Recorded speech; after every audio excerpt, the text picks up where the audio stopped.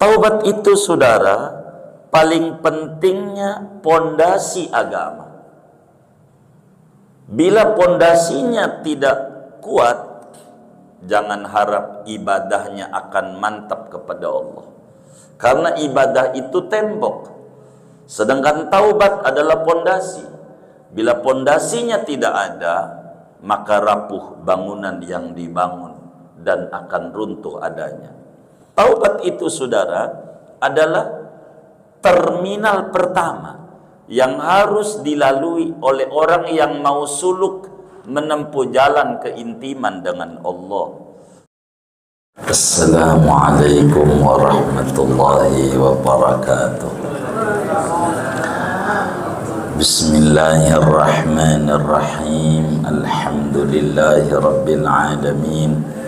Wassalatu wassalamu ala sayyidina Muhammadin wa ala alihi wa sahbihi ajma'in. Allahumma inna nastahdika li arsyadi amrina wa zidna ilman yanfa'una. Qala al-imamul muallif rahimahullahu ta'ala wa nafa'ana bihi wa bi barakati ulumih wa ghafara lahu wa li masyaikhihi wa li masyaikhina amin.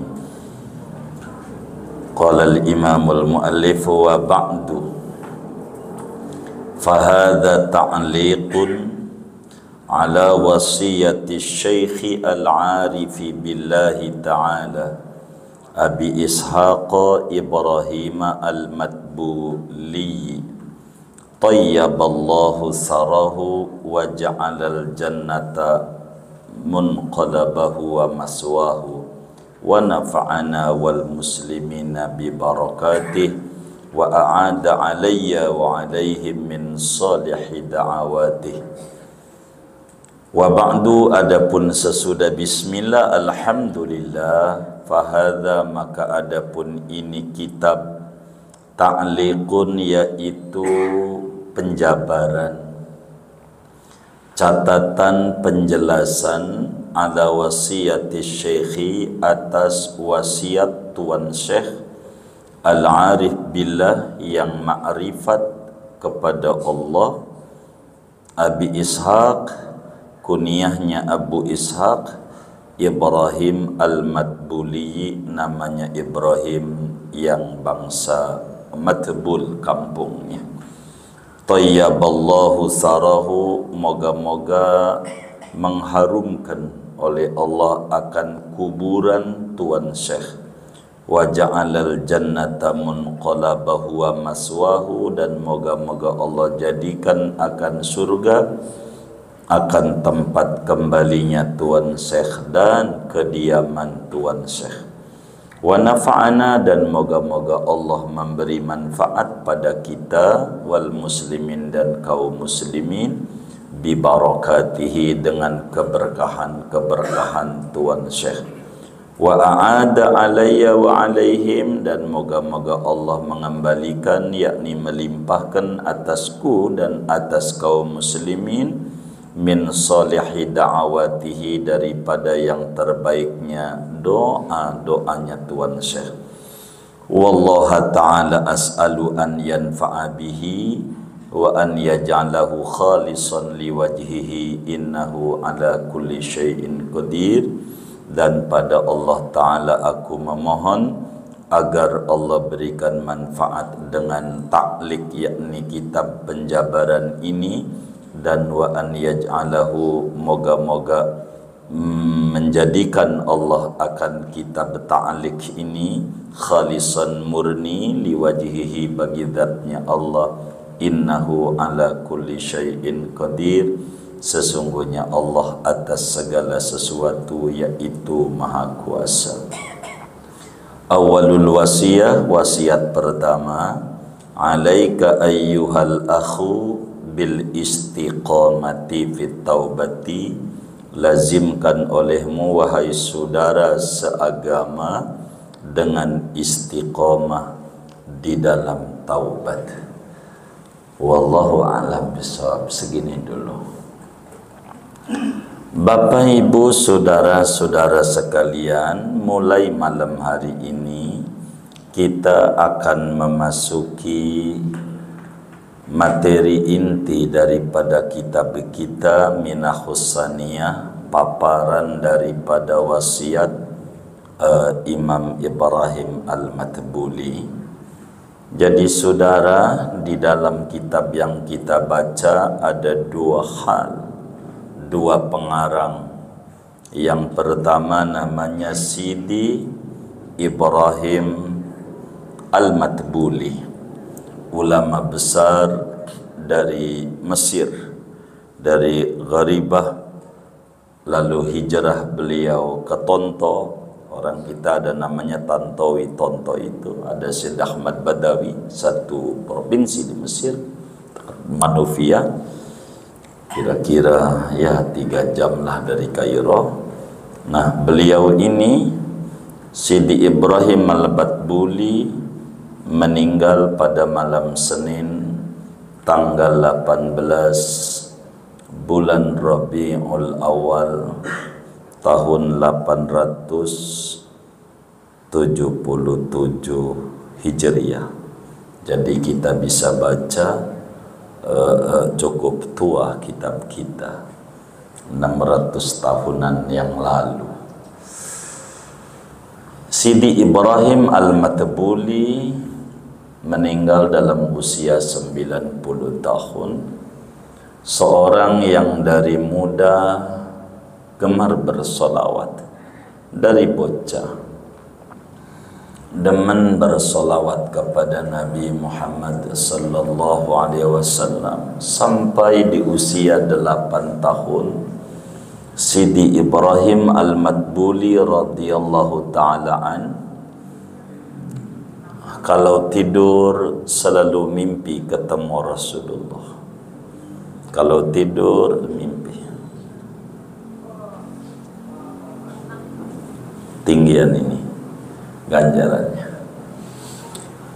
Sidi Ibrahim Al-Matbuli umur 7-8 tahun itu sudah mimpinya ketemu Nabi Muhammad. Luar biasa. Bukan sekali, 2 kali, hampir saban malam, sampai beliau mengadu kepada ibundanya. Kata beliau kepada ibunya, "Ya Ummah, laqad ra'aitu fil manam Rasulullah miraran." Bunda, alhamdulillah, saya kalau tidur selalu mimpi ketemu Nabi Muhammad. Bukan sekali, tapi berkali-kali. Kata ibunya, "Anakku, kalaulah ketemu Nabi Muhammad dalam mimpi mah belum jadi orang. Kalau sudah melek, jaga ketemu Nabi Muhammad, baru menurut Umi kamu orang." Maka salawatnya dikencengin oleh Imam Ibrahim Al-Matbuli sampailah belum umur baligh, sampai jumpa dengan Nabi Muhammad sallallahu alaihi wasallam dalam keadaan melek, bukan dalam keadaan mimpi. Ini satu makom yang amat sangat tinggi karena kebeningan jiwa. Salawat yang beliau lazimkan itu oleh Sidi Ibrahim Al-Matbuli, ulama sebut salatul istighfar. Salawat mohon pengampunan kesalahan dan keberkahan umur yang tersisa. Padahal masih bocah. Beliau kalau bersolawat sebagaimana gurunya Syekh Nawawi Al-Bantani, Sayyid Ahmad Zaini Dakhlan, mufti Makkah di zamannya, menerangkan tentang solawat Sidi Ibrahim Al-Matbuli. Kuburannya ramai diziarahi di Mesir. Di Mesir itu lebih dari 7.000 sahabat Rasulullah. Tabi'in itu lebih daripada 50.000, bahkan wali jutaan di Mesir, di berbagai wilayah. Orang-orang top begitu. Salawatnya Sidi Ibrahim Al-Matbuli yang beliau baca itu, Allahumma inni as'aluka bika antusalliya ala Sayyidina Muhammad wa ala sairil anbiya'i wal mursalin wa alihim wa sahbihim ajma'in wa antaghfirali ma madah wa tahfazani fima baqiyah. Itu mulu yang beliau baca. Ya Allah, aku memohon kepadamu demi keagunganmu ya Allah, limpahkan salawat kepada Nabi Muhammad dan kepada seluruh para nabi yang 124.000 orang dan seluruh para rasul yang 315 orang rasul, semuanya tanpa terkecuali. Ya Rabb, ampuni yang telah berlalu dari saya, kesalahan dan kealpaan saya. Mohon ya Rabb, jaga umur kami yang tersisa ini, jangan lepas dari jalannya Nabi Muhammad. Bocah sampai begitu. Kita mau umur 7 tahun, tahunnya McD, KFC gitu, makanan yang kayak kagak mobil-mobilan.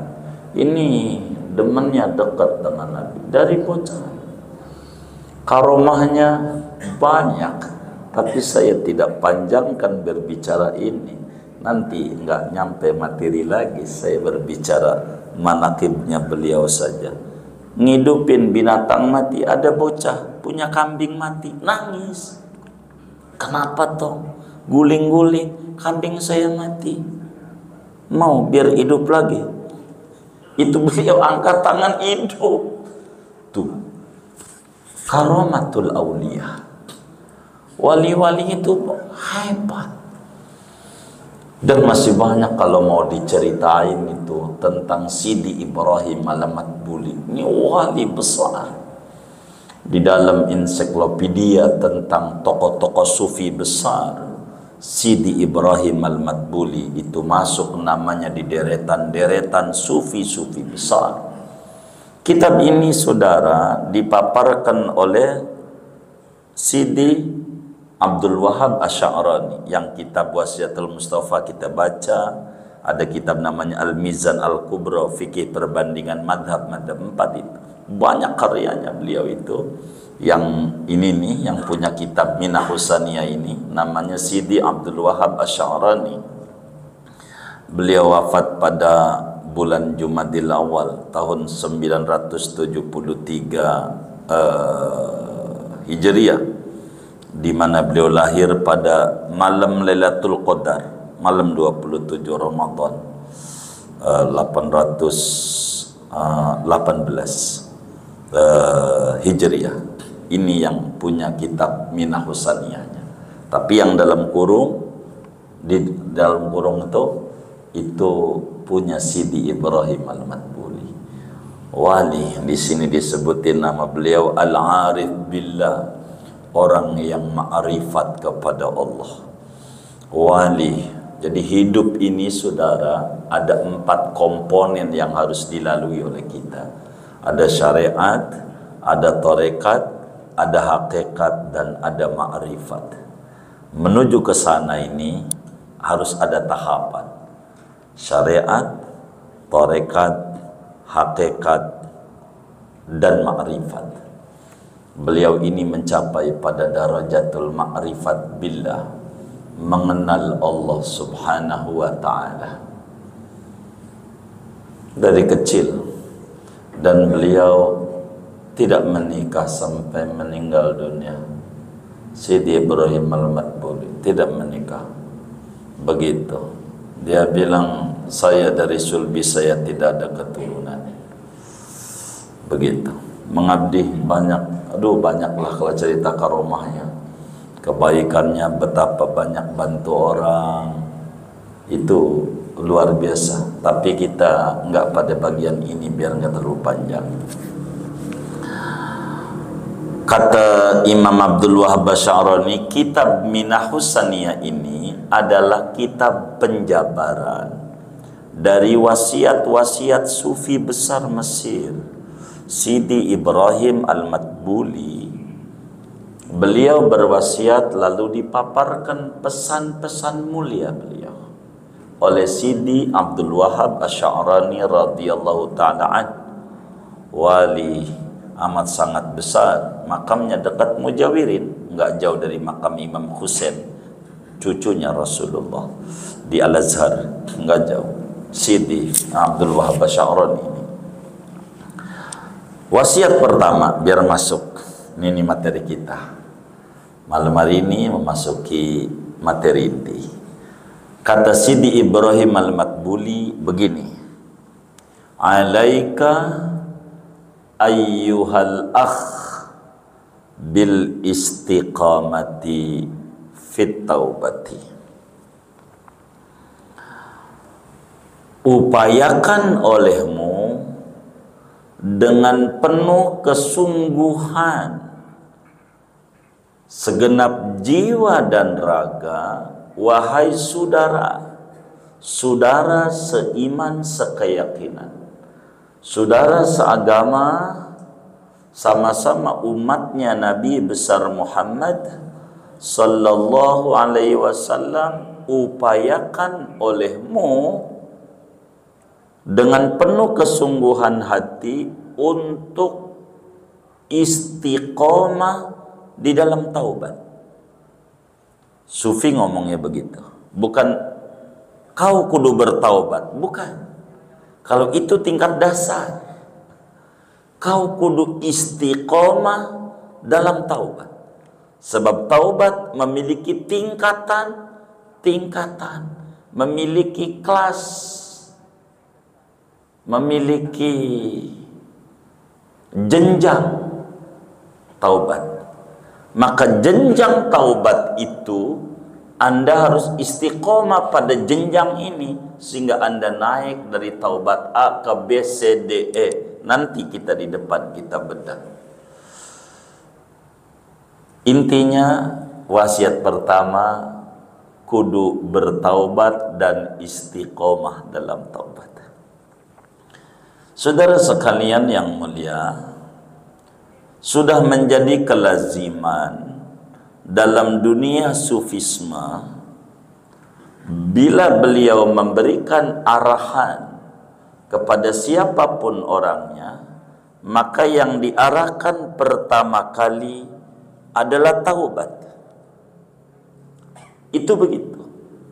Sehingga taubat itu, saudara, awalul wasaya. Taubat itu adalah ahammu qawaididdin. Taubat itu awalu manazilis salikin. Taubat itu, saudara, aslu maqamit talibin. Taubat itu menjadi wasiat pertama orang-orang yang dekat dengan Allah. Mesti orang diwasiati untuk taubat. Taubat itu, saudara, paling pentingnya pondasi agama. Bila pondasinya tidak kuat, jangan harap ibadahnya akan mantap kepada Allah. Karena ibadah itu tembok, sedangkan taubat adalah pondasi. Bila pondasinya tidak ada, maka rapuh bangunan yang dibangun dan akan runtuh adanya. Ibadahnya pastilah angin-anginan. Kalau lagi ada problem, usahanya menurun, baru pengen bangun malam. Kalau ada masalah, baru dia pengen dekat dengan Allah. Kenapa? Karena pondasinya tidak kuat. Tapi kalau pondasi yang dia bangun di atas taubat dan istiqomah pada taubat, maka kehidupannya akan lebih indah di dalam perjalanan hidupnya kepada Allah Subhanahu wa taala. Taubat itu saudara adalah terminal pertama yang harus dilalui oleh orang yang mau suluk menempuh jalan keintiman dengan Allah. Kalau kita pengen suluk, maka taubat harus dasar utama. Dan taubat adalah asal pada makom-makom, tingkatan-tingkatan, tahapan-tahapan menuju mencari keintiman dengan Allah Subhanahu wa taala. Begini saudara, supaya kita fahami daripada wasiat pertama, Allah Subhanahu wa taala pencipta jagat raya ini adalah Tuhan yang suci. Innallaha thayyib la yaqbalu illa thayyibah. Allah itu Tuhan yang suci, tidak menerima kecuali yang suci. Karena Allah itu Tuhan yang suci, tidak ada kekurangan barang sedikit pun ada pada Tuhan. Yang ada adalah kamaliyah, jamaliyah, jalaliyah. Itulah Tuhan. Sifatnya sempurna, agung, indah, tidak ada kekurangan barang sedikit pun. Sementara kita makhluk, betapa kita banyak kotor. Mulailah kita dari lahir kita asalnya dari sperma, kotor dan jijik. Jadilah kita manusia, di perut kita ini banyak kotoran. Kita buang saban hari ke kloset, apa yang kita buang? Kotoran. Yang keluar daripada kuping kita, kotoran. Yang keluar dari mata kita kalau bangun tidur tuh kotoran. Yang keluar dari hidung kita orang sebut ingus, kotor. Yang keluar dari mulut kita kalau kita tidur tuh kotor. Darah kita kotor, jijik. Mana hebatnya kita? Mau apa kita hidup kita sombong menjauh dengan Allah? Kotor. Bagaimana supaya kita bersih? Maka tidak ada cara. Pintu awal menuju kedekatan dengan Allah, taubat. Itu pintu. Enggak bisa kalau kita enggak taubat. Enggak bisa. Sebab ini taubat, ini penting. Enggak bisa kita untuk dekat dengan Allah kalau kita enggak taubat. Allah suci.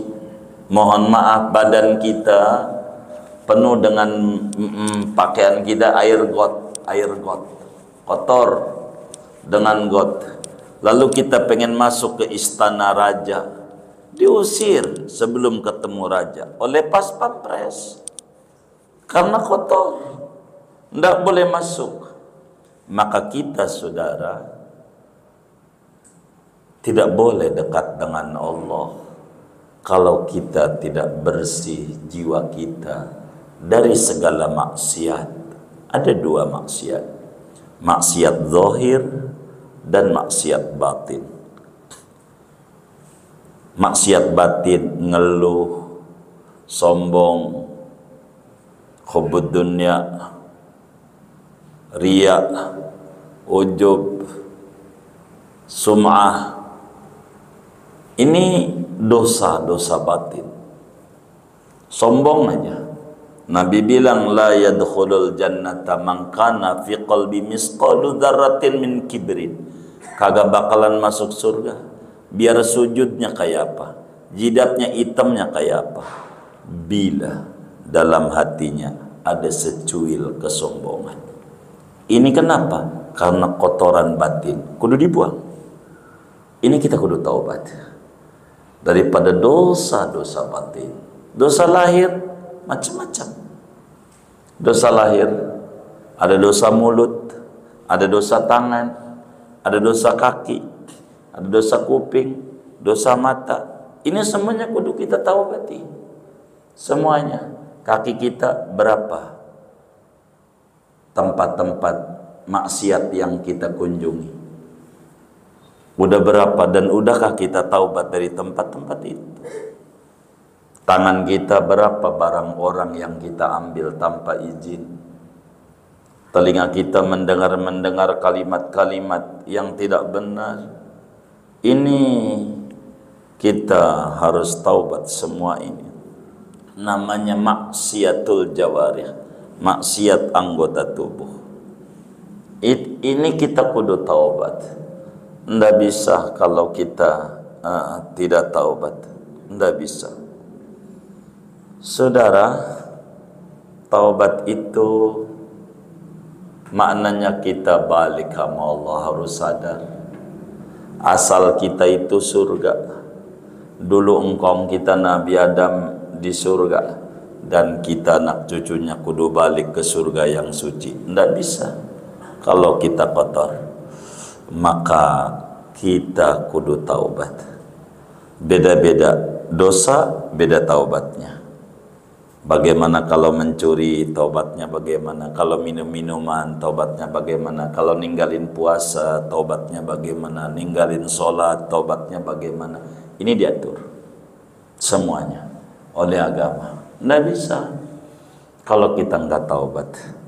Dan taubat ini, saudara, begitu banyak ayat-ayat Al-Quran dan hadis-hadis Rasulullah Sallallahu alaihi wasallam yang menerangkan pentingnya kita bertaubat dalam berbagai strata kehidupan kita.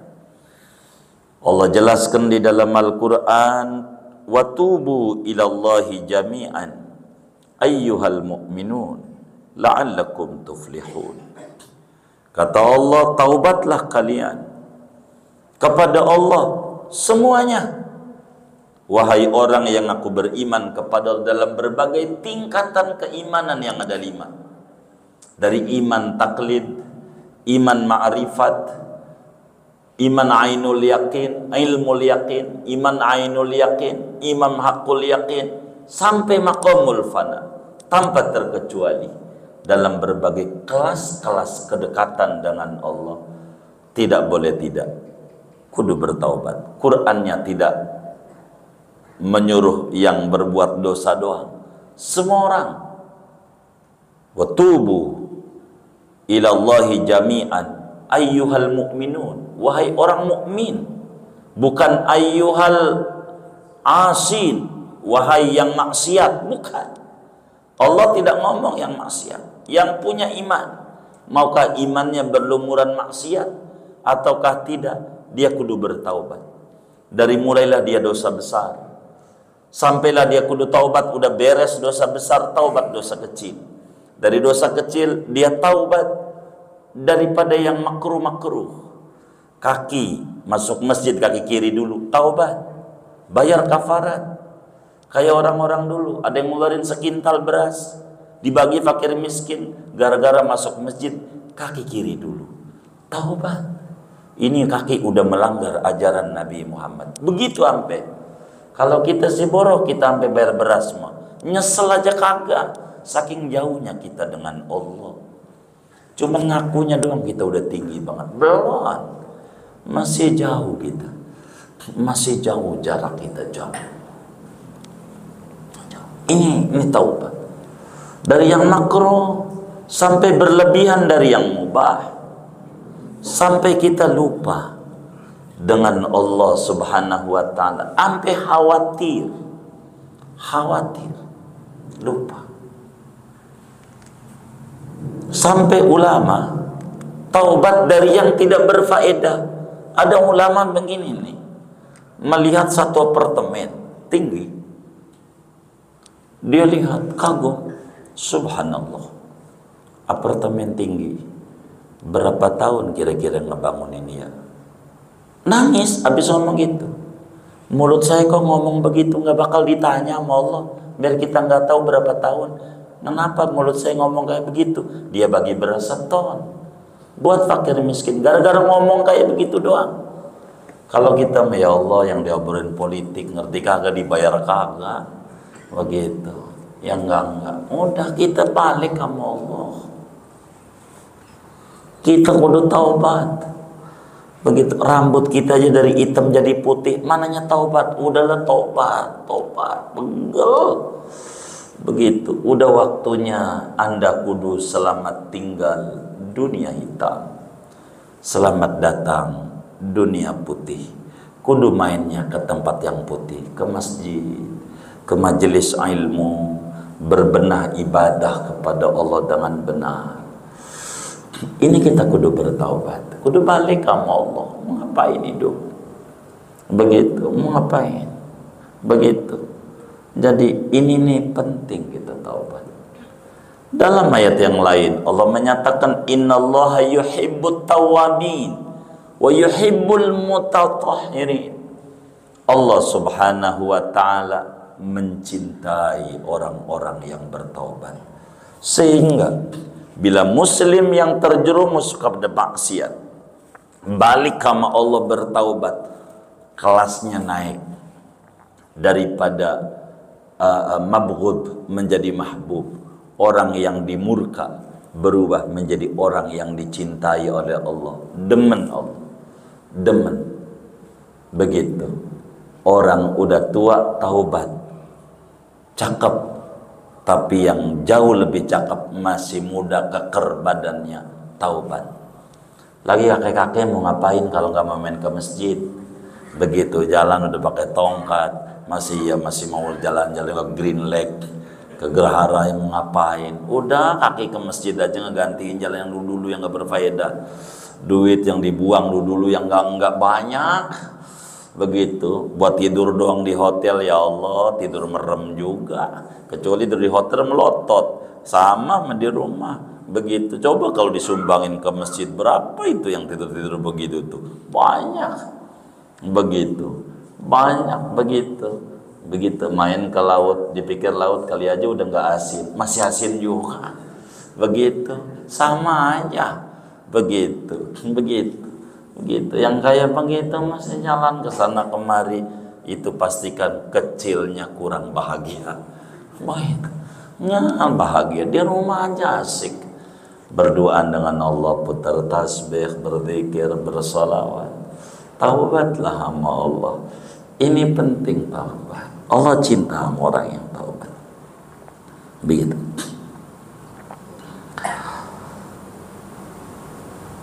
Rasulullah sallallahu alaihi wasallam dalam satu hadisnya menyatakan tubu ilallah fa inni atubu ilaihi kulla yaumi atamarrah. Wahai umatku, ayo pada taubat kepada Allah. Saya aja saban hari 100 kali bertaubat kepada Allah. Itu Nabi yang ayatnya kita baca dalam Al-Quran, inna fatahna laka fathan mubina liyaghfira lakallahu ma taqaddama min dzambika wa ma ta'akhkhar. Enggak ada salah Nabi, dosa enggak ada, akhlak buruk dikit aja kagak ada, semua akhlaknya baik semuanya.